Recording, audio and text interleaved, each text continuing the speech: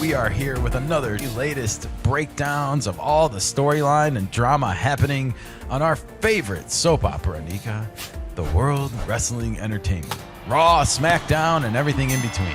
I know, call it soap opera. It's such a soap opera. It is definitely a soap opera, and maybe more so now than ever, or at least for a while. There is some drama happening, and we're here to cover it all. The Vision has turned on Seth Rollins, everybody. Called it. Roxanne Perez is opening a challenge up to the Dark Angel, Stephanie Vaquer, fresh off of her crown jewel victory. And yeah, I just want to leave us with some parting thoughts on the crown jewel event and how I thought it was way, way better than WrestlePalooza. And I'm kind of breathing a sigh of relief, actually. It improved, definitely. I will give it B+. All right, well, on the whole a thing. preemptive grade by Nika there, but we will talk about it all in detail at the end. But before we get to anything, if this is your first time here, please do us a solid. Like this video, subscribe to the channel, and please ring the bell, ding dong, for Frexy, our mascot. Check out those orange goggles looking like the Macho Man Randy Savage of dogs. Am I right? Ooh, dog wrestling. Interesting. Interesting indeed. Ding, ding, ding. All right. Well, I want to start with the Vision, Nika, and their abrupt turn on Seth Rollins. I hate to call it a heel turn. They were already the bad guys. Is this a babyface turn for Seth here, or is he going to stay a bad guy? I don't know. So Seth defeats Cody Rhodes. He comes out to gloat. We kind of had questioned, is this going to be enough for Paul Heyman? And Seems so. This doesn't seem to be enough. Well, it's not enough for the locker room, but for Paul Heyman, it was okay since they kissed and made out. That's true. Ring. Paul Heyman seemed like he was a smiley, happy guy at the beginning of the episode. But I couldn't help but notice Braun Breaker was looking more and more impatient throughout the course of the evening in the 3 appearances we got from the Vision in this episode. And finally, at the end here, he snaps on Seth Rollins, and he spears him in the middle of the ring. We definitely saw this coming a long ways away, but I am definitely a little bit surprised that it got pushed up to happening so quickly after the crown jewel. Well, maybe they want to set the storyline for a little bit longer before the Survivor Series hits in November. True, and we have a WWE Saturday night's main event coming up November 1st weekend, Halloween weekend. So that's going to be kind of fun. Yeah, there's a lot going on with this. You know, I don't know, you know, the interesting thing storyline wise to me was this seemed to be Braun Breaker's choice in the moment. Right. Because he immediately confronted Bronson Reed and Paul Heyman after that. And they both about like, surprised. You better join us. Are you with me or not? You know, if you're not with me, you're my enemy. Me. And they both join him, and they raise the arms over Seth Rollins. Well, now he's going to have banged up ribs, I guess, right? Is that the way it goes when you get on the bad side of the Vision? Your ribs become a target. Now the question is, who's going to be aligning now with Seth Rollins after the breakup? Yeah, this is really interesting. Also, I wanted to point out, I don't know where this leaves Seth Rollins, because CM Punk, right before this, became the #1 contender for Seth Rollins' World Heavyweight Championship belt that's around his waist. So I don't think CM Punk really gives a rat's ass about Seth Rollins' posse turning on him, and, you know, might be looking at the situation as a blessing. Exactly, exactly. So I feel like Seth is in a really precarious spot all of a sudden. It seems like his wife also agrees. You know, she tweets out, "I leave for 1 week, and this is what happens." Yeah. That's what happens. Behind every great man is a even better woman, they say. And, well, Becky, might want to stay around Seth, because when you're not there, bad things happen to him. Yeah, I think she's going to clean house. Well, she definitely needs to make her presence known next week somehow with these idiots. Yeah. Or the knuckleheads, I should call them. They are definitely a group of knuckleheads. I don't think they're going to make up and become a division again. No. This is we go our separate ways situation. Yeah, I think so as well. I I don't know exactly where this leaves Seth. You know, like I guess let me rephrase the question. Maybe, do you feel like Seth and Becky are due for a bit of a face turn in light of these events? Like, are Seth's cheers going to grow louder? Is he going to stop maybe insulting audiences so much?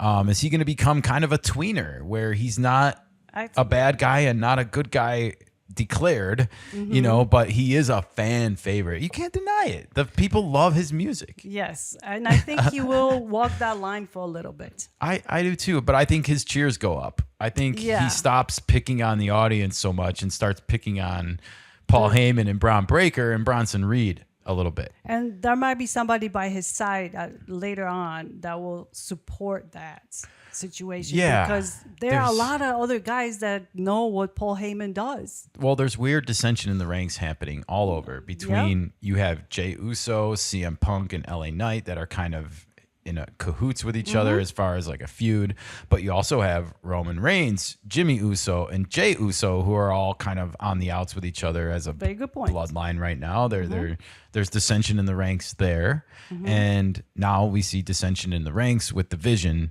So lots of dissension going on, and you know, I wouldn't be shocked to see Seth Rollins put in some really interesting situations. Like, would he have to team up with Roman Reigns and maybe take on the Vision? Or would he have to team up with Jey Uso and take on the Vision? Or, oh, gosh forbid, what if it's CM Punk in a tag team match on, you know, Saturday night's main event or something like that coming up? I can easily see these things happening and creating more conflict, more drama. You have to probably squeeze LA Knight into that whole equation. Well, absolutely. He's part of the whole Jey Uso and CM Punk and that triangle. Yeah. And he's not going to go away. He's popular and he's funny. Right. When he remembers his lines, especially.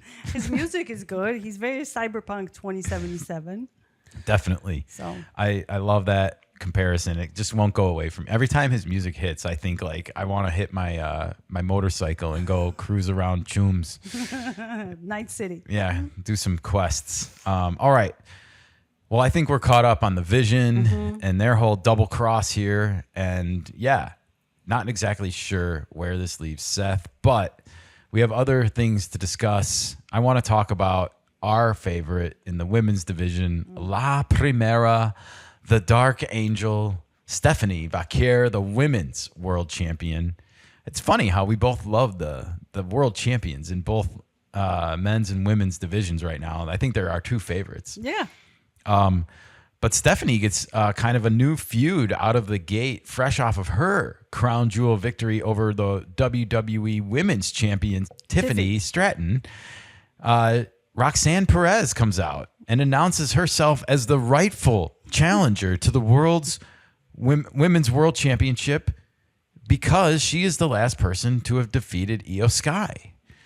And boy, oh boy, are you buying Roxanne's reasoning here? No, I'm not buying her reasoning, but I don't mind the match that's going to come out of it. Yeah, I'm not buying it either. I don't mind the match either. We got two Latin, well, I guess Chile is not necessarily Latin America, but Spanish-speaking performers going head-to-head with each other. Nice friendly matchup of dark-haired angels, I guess. Yeah. I loved Stephanie's response when she told Roxanne to stop crying. I love this kind of banter and the way she said it, you know, why don't you stop crying about it? You know, like very proper, formal. And I think it adds to Stephanie's authenticity as a character. Like just, she's not doing anything out of the ordinary here. Yeah. She's not trying to be something she's not. She's herself. She's a noble champion.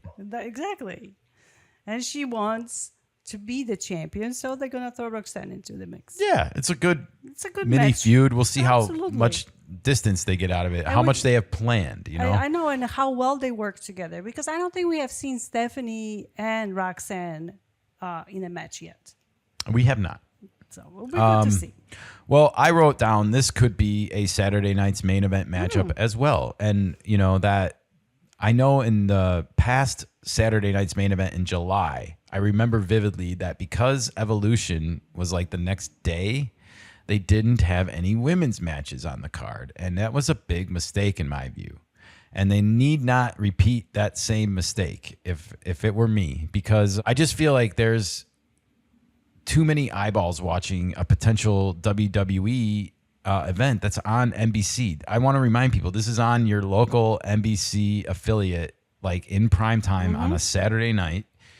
It's not worth it to not have a women's match, because that's how you got involved with all of this, was seeing that part of it. Yeah. And if you had just seen men's matches, I don't know if you would be it's not the same. into it as much. The women's matches are very interesting. Yeah. They do wrestle well together. They have great costumes. So they put on a good show. They are the same, if not better, than some of the men's shows. Yes. I was really happy to see 2 of the 5 matches at Crown Jewel were women's matches. We're getting closer to that 50-50 mix. There's just too much colorful outfits. There's too much show business to it that they're missing out on. The sparkles. Yes, the hair, the makeup, the music, the moves. All part of it. The TNA, I mean, all of it. It sells. Absolutely does. Well, they need to have these matches on NBC. And if they don't have one, I'm going to be severely disappointed. Well, so you have an outlet to speak your mind. Thank you. Well, I want to end this with saying that the Crown Jewel event, in my opinion, was significantly improved over the previous offering on ESPN's debut, WrestlePalooza. I think that whole event left a bad taste in people's mouths. It didn't feel like a well put together event. It felt rushed. It felt like they weren't ready, and they kind of shoehorned the event in, if you remember, and it came across that way. Yep, I hate to say it. Sure did. This felt a lot better. It felt natural. It felt like these were actual storylines that have been worked on and were executed, and they gave us the unexpected. And that's so. Good job getting back on track. And I want to give a nod to a few matches that we saw. John Cena and AJ Styles. Phenomenal match. Great work inside the ring. I love seeing these old moves. The tombstone, everybody. The Undertaker's finisher busted out by John Cena. He continues to do these tribute moves, and I love it. I love that he's kind of going out this way by giving a nod to some of his heroes and favorites. Dirty Dom continues to cause problems both in and out of the ring. Last night, he pins Penta after hammering him. Literally, he grabbed a hammer from ringside that they used to ring the bell with, and he tucked it in his boot after he had whacked Penta with it, and then proceeded to kick him in the head with it. Obviously, none of this is really happening, but it was sure great theater and drama as he just continues to live up to the dirty name, man. And people love it. They love it, and they chant it. There's a saying in show business, like, you only stop when the gag has run out. And I don't know how they do it, but they keep coming up with gags for him. And it never gets old. It's funny every time. It is. And he is a great performer for that. He's walking this line. He's not really bad, but he's not really good either. Exactly. He wins with the dirty tricks. He does. Well, Dirty Dom's evening was not over. No. He approached Adam Pearce in the back as he was having a conversation with AJ Styles, which led to him sort of inadvertently planting this tag team championship matchup for the Judgment Day. JD McDonough and Finn Balor have to now take on AJ Styles and Dragon Lee for the tag team titles, and it's all Dominic Mysterio's fault. And boy, oh boy, I wonder if they're going to be happy about this, Nika. Dissensions in the ranks? Well, we've had some hints and some drama between the Judgment Day and Dirty Dom, and you just wonder when this is all going to come to a head, because it's not a matter of if, it's a matter of when. And then you fit the Los Grandes Americanos. And by the way, don't want everyone to forget about her. Liv Morgan will come back someday. And I don't think her and Dom are going to break up. She always talks about him on social media still, even while she's not here. So that's good. So we see where that goes, I guess. I would put money on that not happening, but I have no idea what the poly markets are saying. I don't think there's much going on in the poly markets. Not for wrestling. They're not allowed. Right. The Crown Jewel losers, before we move on, Tiffy Time and Cody Rhodes.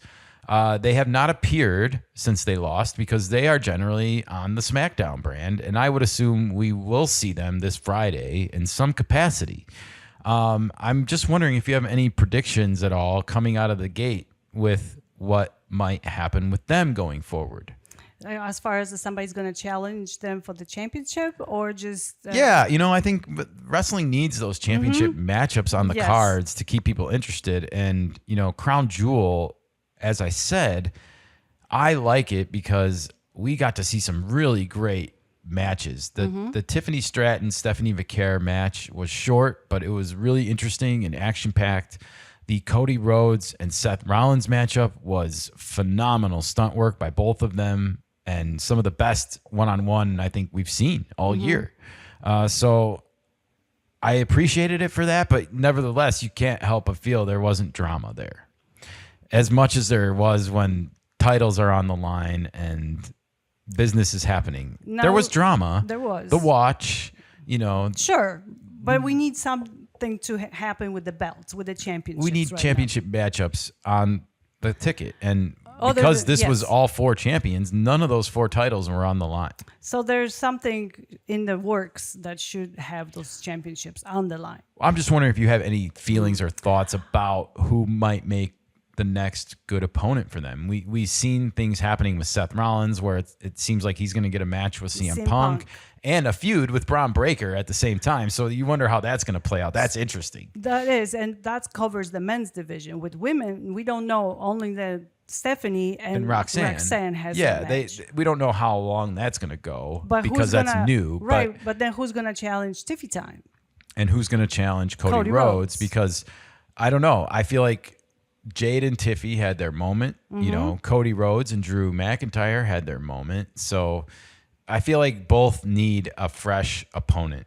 That's all I wanted to kind of say at the end of this. And I also wanted to ask and wonder aloud, is Cody Rhodes going to address Seth Rollins using his watch to win? And now that everything's happened to him that Cody Rhodes said would happen to him as well, is there anything that could change between their relationship and dynamic again? Like, will Seth maybe reach out and apologize or something, or say you were right, or I don't know. Who knows? That might be out of character for Seth. Yeah, it might be. But he might be forced to tag team with Cody Rhodes against the Breakers or Bronson. Perhaps. And we never did find out if Sami Zayn is in cahoots with Paul Heyman and Seth, because everything that Seth Rollins said would happen if Sami went to SmackDown has kind of happened. It did. That's too deep. All right. Well, thank you again for joining us for another WWE segment here where we talk about storylines and drama right here on the Kenikka Sports Show. Great theorizing as always, and I cannot wait to see where some of these storylines go next.